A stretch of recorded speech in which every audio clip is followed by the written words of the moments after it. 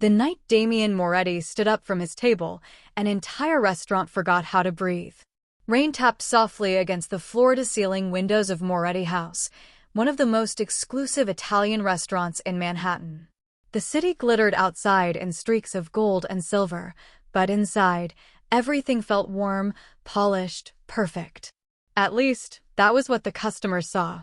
I balanced a tray loaded with sparkling water glasses and forced a smile that had become second nature over the past year.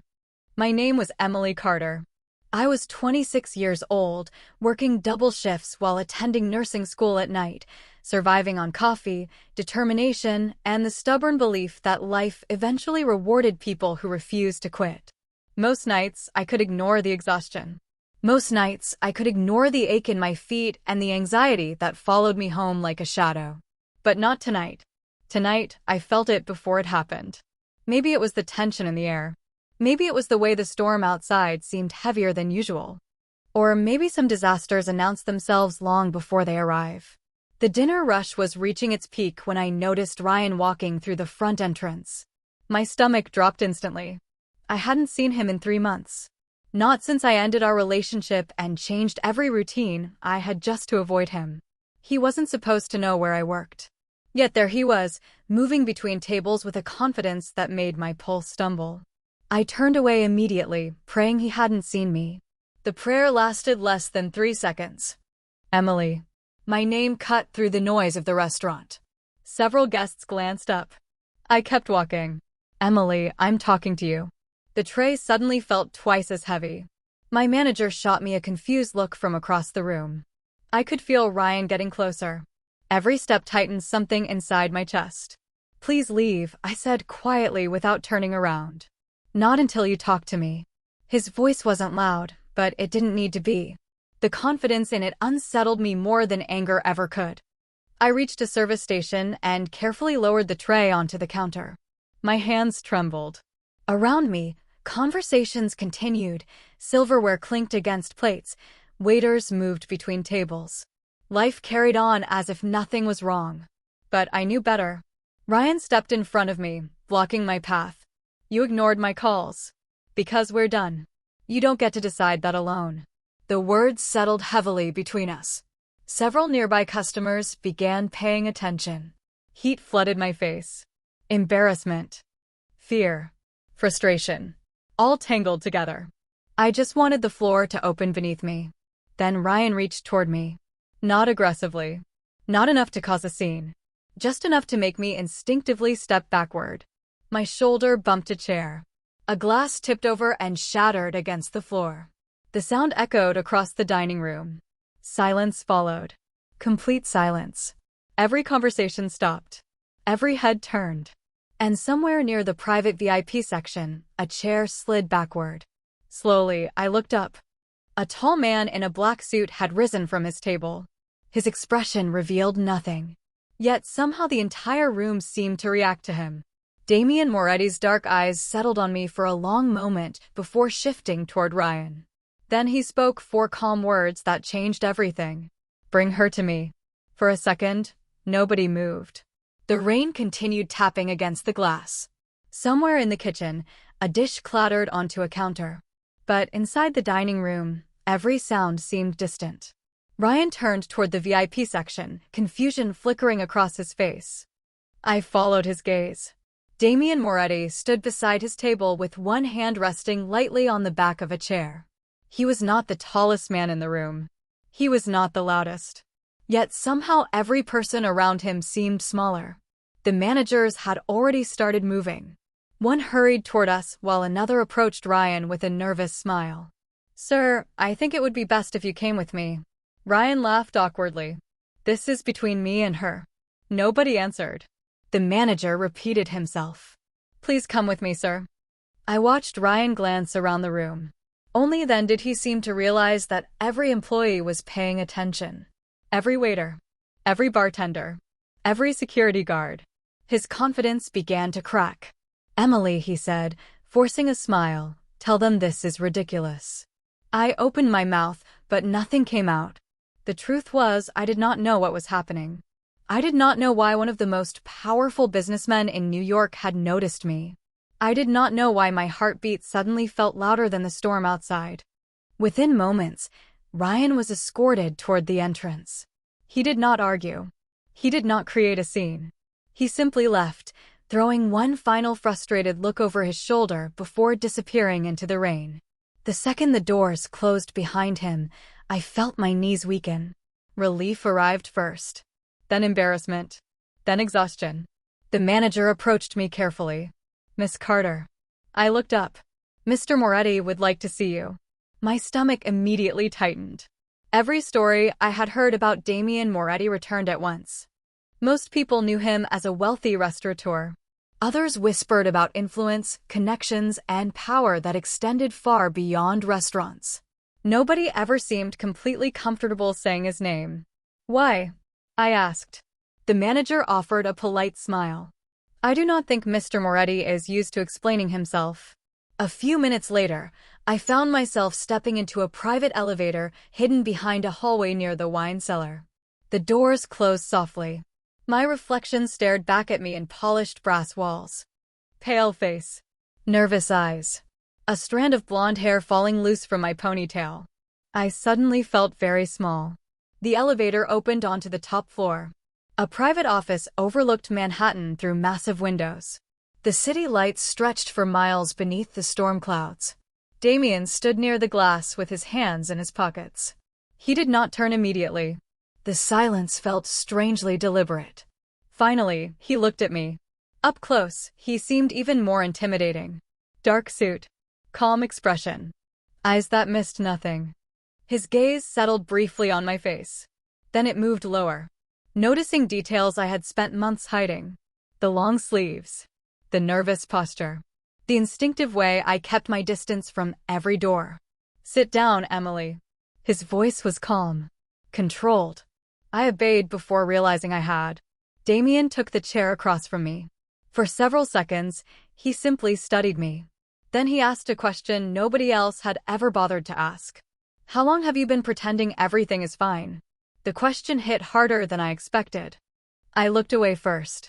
My eyes drifted toward the city lights beyond the glass, searching for an escape that was not there. "I do not know what you mean," I said quietly. It was a weak answer. We both knew it. Damien leaned back slightly in his chair. He did not argue. He did not push. Somehow that made it worse. Most people filled silence because they were uncomfortable. Damien seemed perfectly comfortable letting silence do the work for him.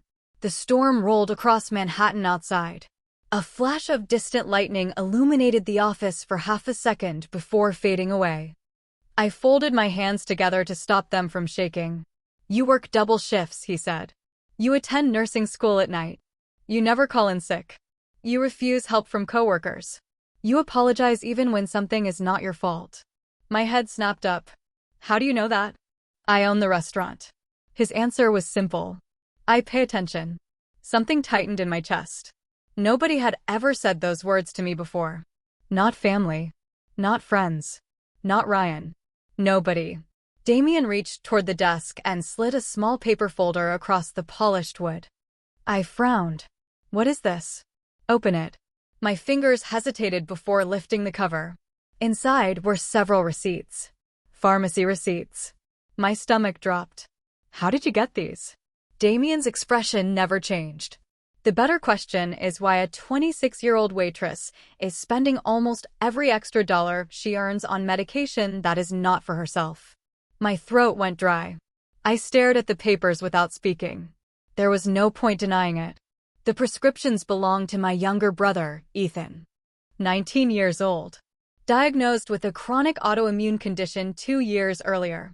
The medication kept him healthy enough to attend community college. Without it, things became complicated very quickly. I had taken extra shifts for months to keep up with the bills. Damien noticed the change in my expression immediately. "Your brother?" he asked. I nodded once. "Ethan." For the first time since entering the office, something softened in his eyes. Not sympathy. Something quieter. Understanding. "And Ryan?" My shoulders stiffened. "What about him? What role does he play in your life now?" I looked down. The answer felt embarrassing. None. Damien remained silent. I hated how easily he could tell I was lying. Emily. His voice was calm. The truth. I closed my eyes briefly. The words came out before I could stop them. He keeps showing up. Admitting it aloud made everything feel more real. He calls. Sends messages. Appears wherever he thinks I might be. The room grew very still. Damien said nothing for several seconds. Then he stood and walked toward the window overlooking the city. His reflection appeared in the glass beside thousands of lights scattered across Manhattan. You know what I find interesting? He finally asked. What? People like Ryan depend on one thing. I frowned. What? He turned toward me. His expression was unreadable. They depend on good people believing they are alone. My heartbeat slowed. Not from fear. For the first time that night, something else. Relief. A feeling I barely recognized anymore. Damien looked directly into my eyes. And you are not alone, Emily Carter. Then his phone vibrated on the desk. He glanced at the screen. The temperature in the room seemed to change instantly. Whatever message he had received, he did not like it. At all. Damien stared at the phone for another second before setting it face down on the desk. Most people would not have noticed the difference. I did. The calm expression remained exactly the same, but something colder settled behind his eyes. What happened? I asked before I could stop myself. A faint smile touched the corner of his mouth. You are curious. You made it seem serious. It is. He walked back toward the desk and sat down across from me. Rain continued sliding down the glass behind him, turning the city into a blur of silver lights. Ryan left the restaurant, he said. That was expected. My stomach tightened. And? Damien folded his hands together.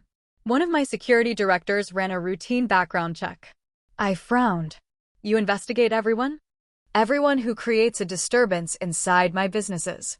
His answer was matter of fact. Not defensive. Just factual. And what did you find? For a moment, he said nothing. Then he opened a file on his tablet and looked at the screen. Several complaints filed against him over the last 4 years. My pulse quickened. Complaints? Workplace harassment. Property damage. Financial fraud allegations. He paused. Nothing serious enough to keep him in prison. Enough to establish a pattern. I looked down at my hands. Somehow that did not surprise me. What surprised me was hearing someone else say it out loud. Damien continued. 3 former employers terminated him. 2 former landlords filed legal actions against him. He currently owes significant debt. The room suddenly felt smaller. Why are you telling me this? His gaze locked onto mine. Because people rarely change as much as they claim. The words settled heavily in the silence. I remembered every apology Ryan had ever given. Every promise. Every explanation. Every assurance that things would improve. Hearing Damien describe him in a few simple facts felt strangely devastating. You think I do not know who he is? I asked quietly. I think you spent too long carrying problems that were never yours. The answer hit harder than I expected. My throat tightened. Before I could respond, a soft knock sounded at the office door. One of Damien's security managers entered carrying another folder. He placed it on the desk and left without saying a word. Damien opened it immediately. As he read, his expression darkened again. What now? I asked. He looked up slowly. Ryan did not go home. A chill moved through me. What do you mean? After leaving the restaurant, he drove to your apartment building. The blood drained from my face.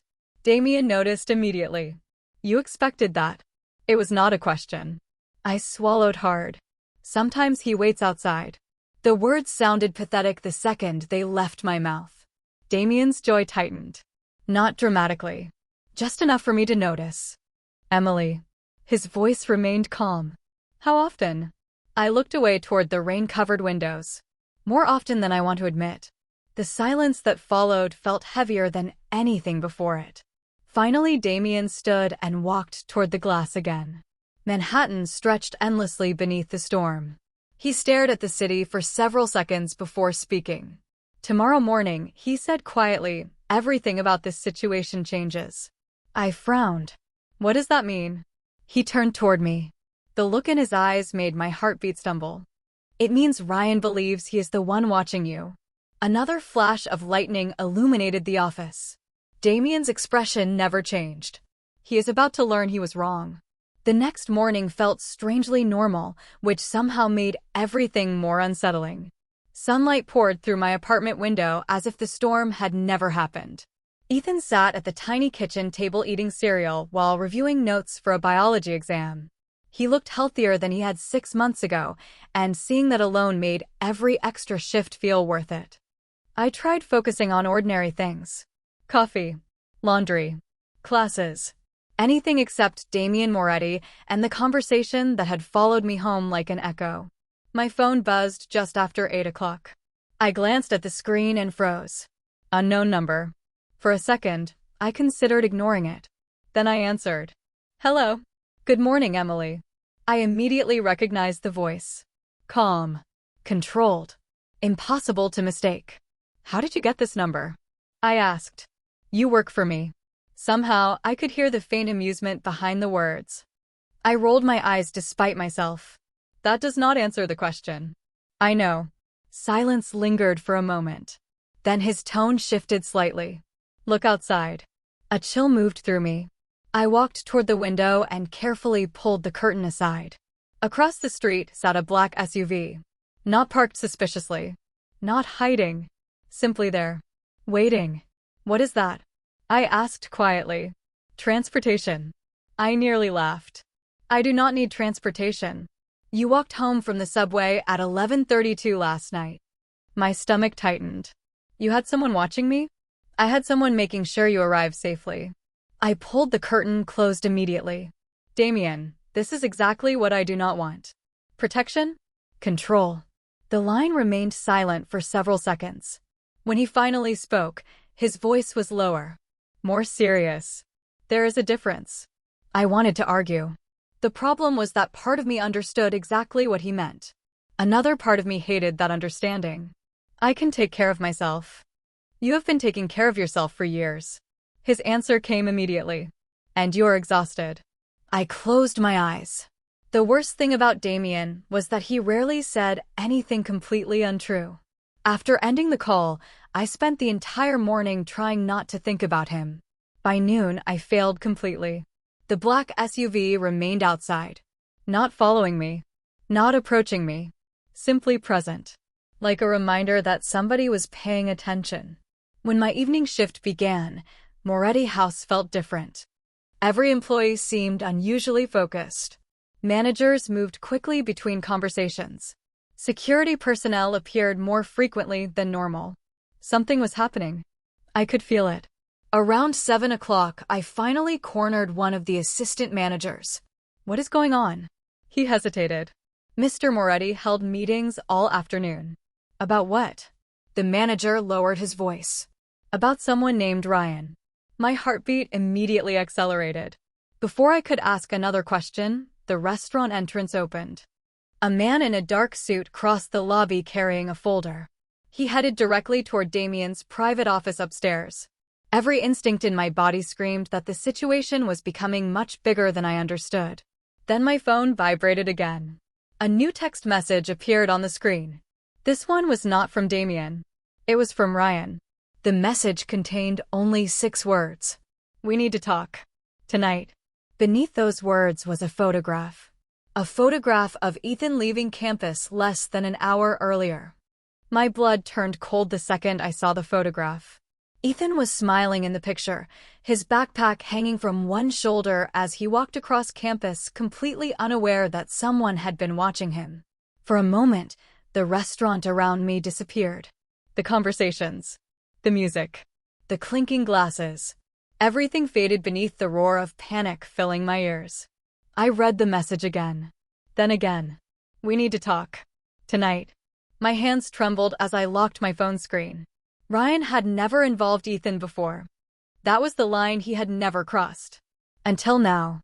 Suddenly every warning Damien had given me felt painfully real. I turned and headed toward the private elevator before I could think twice. The ride upstairs felt endless. When the doors finally opened, I walked directly into Damien's office without knocking. He looked up from a stack of documents spread across his desk. One glance at my face and his expression changed immediately. What happened? I crossed the room and handed him my phone. He read the message once. The temperature in the room seemed to drop 10 degrees. When did this arrive? 2 minutes ago. Damien set the phone down carefully. Too carefully. The kind of control that only appeared when someone was angry and refusing to show it. Where is Ethan now? He should be heading home. Damien reached for his phone and made a call. His voice remained calm, professional, efficient. I need confirmation on Ethan Carter's location immediately. He ended the call less than 30 seconds later. I stared at him. You already have people who know where my brother is? Yes. Why? Because I expected Ryan to become desperate. The answer should have shocked me. Instead, it made me feel slightly less terrified. 5 minutes later, his phone rang. Damien listened without interrupting. Then he nodded once. Good. Keep him there until I arrive. He ended the call and stood. Ethan is safe. Relief hit so hard that my knees nearly gave out. I sank into a chair. Safe where? A coffee shop near campus. I pressed both hands against my face. For several seconds, I could not speak. When I finally looked up, Damien was putting on his suit jacket. What are you doing? Solving a problem. The confidence in his voice should have reassured me. Instead, it made me nervous. Damien. He paused. What? Please do not make this worse. For the first time since entering the office, something softened in his expression. Emily. He stepped closer. You still think this is about pride? I frowned. What is it about then? His eyes held mine. Steady. Unwavering. A man sent you a photograph of your brother because he wanted you afraid. The silence stretched between us. Rain began tapping against the windows again. A new storm moving over Manhattan. Damien glanced toward the city lights before looking back at me. The problem for Ryan is that fear only works when nobody stands between you and the threat. My heartbeat slowed slightly. And now? He reached for his coat. Now he is about to discover he chose the wrong family to intimidate. An hour later, Ethan was sitting safely in one of Damien's private conference rooms on the top floor of the restaurant building, completely unaware of how much panic he had caused. He was busy working through chemistry problems while drinking hot chocolate that someone had placed in front of him. Watching him laugh at something on his laptop felt surreal after the fear that had consumed me earlier. Damien stood near the window with his phone pressed against his ear, speaking quietly to someone I could not hear. The city lights reflected across the glass behind him. Powerful. Controlled. Untouchable. Yet for the first time since meeting him, I noticed something else. Exhaustion. Not physical exhaustion. Something deeper. The weight of carrying responsibilities that never ended. When he finally ended the call, Ethan excused himself to use the restroom. The moment the door closed, silence settled between us. You did not have to do all this, I said quietly. Damien looked at me for several seconds. Yes, I did. Why? The question escaped before I could stop it. He turned back toward the window. Rain streaked the glass again, turning the skyline into a watercolor painting of light and shadow. Because I know what happens when nobody intervenes. His voice sounded different. Less guarded. I waited. For a moment, I thought he would say nothing more. Then he surprised me. My mother spent years pretending everything was fine. I froze. Damien rarely spoke about himself. What happened? He remained silent long enough that I almost apologized. Then he answered. People saw signs. His reflection stared back from the glass. Neighbors. Friends. Teachers. They all noticed pieces of the truth. A knot formed in my chest. But nobody did anything. Damien nodded once. Everyone assumed somebody else would help. The office suddenly felt very quiet. How old were you? I asked. 12. The number hit harder than I expected. I looked at him differently after that. Not as the intimidating businessman everyone whispered about. Not as the man who seemed to control entire rooms without raising his voice. Just a boy who had learned too early that good people sometimes suffer while everyone else looks away. I am sorry, I said softly. Damien laughed once. Not because anything was funny. More because the words seemed unfamiliar. Do not be. He finally turned toward me. That experience taught me something valuable. What? His eyes met mine. Protection is not about power. The answer surprised me. Then what is it about? Responsibility. The word lingered between us. If you can help someone and choose not to, that choice becomes part of the outcome. I stared at him. Suddenly, so many things made sense. The restaurant. The employees who respected him. The way he noticed details everyone else ignored. Even the reason he had noticed me in the first place. Damien had not stepped in because he wanted control. He had stepped in because walking away was impossible for him. Before I could respond, his phone vibrated again. He glanced at the screen. This time he did not hide his reaction. His jaw tightened instantly. What is it? I asked. Damien lowered the phone slowly. Ryan just made another mistake. The calm certainty in his voice sent a chill down my spine. What did he do? Damien looked directly at me. He contacted Ethan. For a second, I could not process the words. Ethan had been sitting 20 feet away from us less than 10 minutes earlier, focused on chemistry notes and completely unaware that his name had become the center of a storm. How? I asked quietly. Damien handed me the phone. A screenshot filled the screen. Ryan had sent Ethan a message through social media using a newly created account. The text itself was not threatening. That was what made it worse. It was friendly. Casual. As if he were an old family friend checking in. My stomach twisted. Ethan did not answer, Damien said. One of my analysts intercepted the account activity the moment it appeared. I stared at him. You have analysts? A faint smile crossed his face. You still underestimate how large my organization is. Before I could respond, Ethan returned to the conference room carrying another cup of hot chocolate. He looked between us and immediately noticed the tension. Did something happen? I forced a smile. No, everything is fine. Ethan raised an eyebrow. That was not convincing at all. Damien surprised me by laughing softly. It was the first genuine laugh I had heard from him. Your sister is a terrible liar. Ethan grinned. That runs in the family. For a few minutes, the conversation shifted to harmless topics. School, classes, future plans. Watching Damien speak with Ethan felt surreal. The intimidating businessman everyone feared seemed completely different around him. Patient, respectful, almost protective. Eventually, Ethan left with one of Damien's drivers, who promised to take him safely home.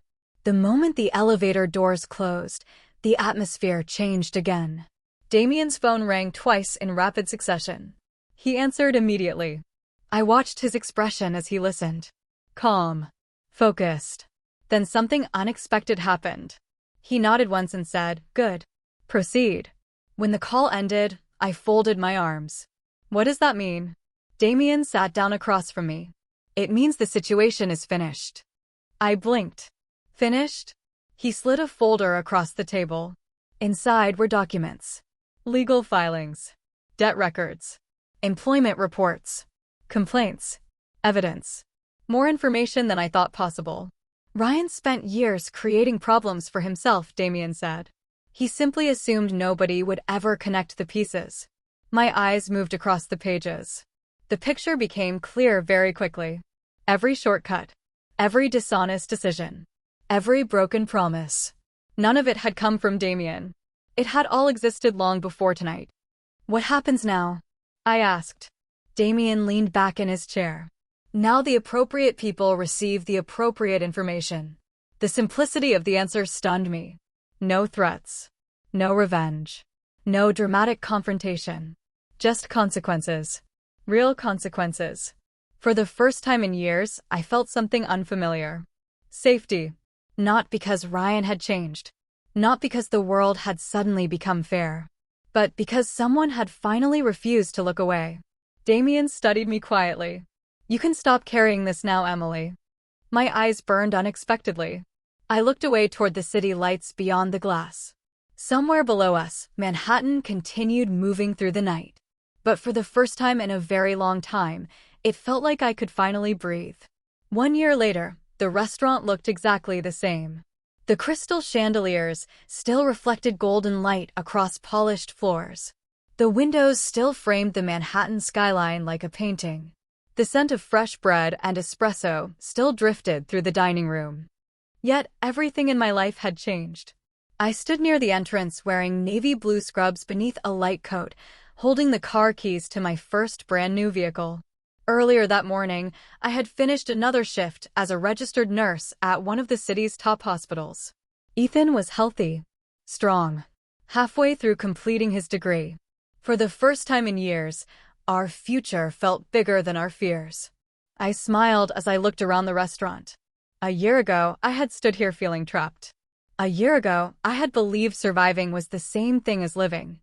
I knew better now. "You are early." The familiar voice made me turn. Damien stood a few feet away wearing a charcoal suit. Some things never changed. He still carried himself with the same quiet confidence. He still noticed everything. But there was something different too. The walls around him were not as high as they once were. "You invited me here," I said. "I did. And you refused to tell me why." "That was intentional." I laughed softly. "Of course it was." Damien offered me his arm. Together we walked deeper into the dining room. Several employees smiled as we passed. Some had worked here since the night everything began. They remembered who I had been. More importantly, they knew who I had become. Damien guided me toward a table near the center of the room. I stopped the moment I recognized it. The exact table. The place where Ryan had confronted me. The place where I thought my life was falling apart. For a second, I could not speak. Damien pulled out a chair for me. "You remember." I nodded. How could I forget? He remained standing. His eyes never left mine. "This is where I first noticed you." Emotion tightened my throat. Around us, the restaurant continued operating normally, but somehow the world felt smaller, quieter, more intimate. "You looked terrified," Damien continued. "But you were still trying to smile so other people would not worry." I laughed through unexpected tears. "That sounds ridiculous." It sounded brave. Silence settled between us. The good kind. The kind that did not need to be filled.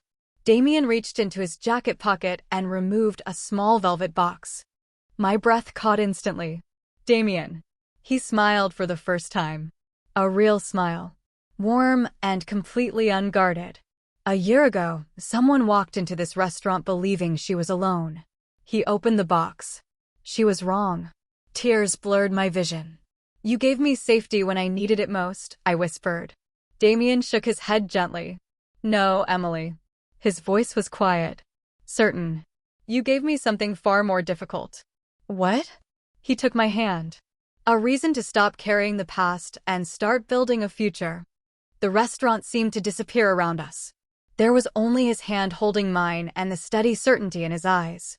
The same eyes that had looked across a crowded room and decided not to look away. "So," Damien said softly, "what do you think about building that future together?" And for the first time since walking into this restaurant all those years ago, I answered without fear. "Yes."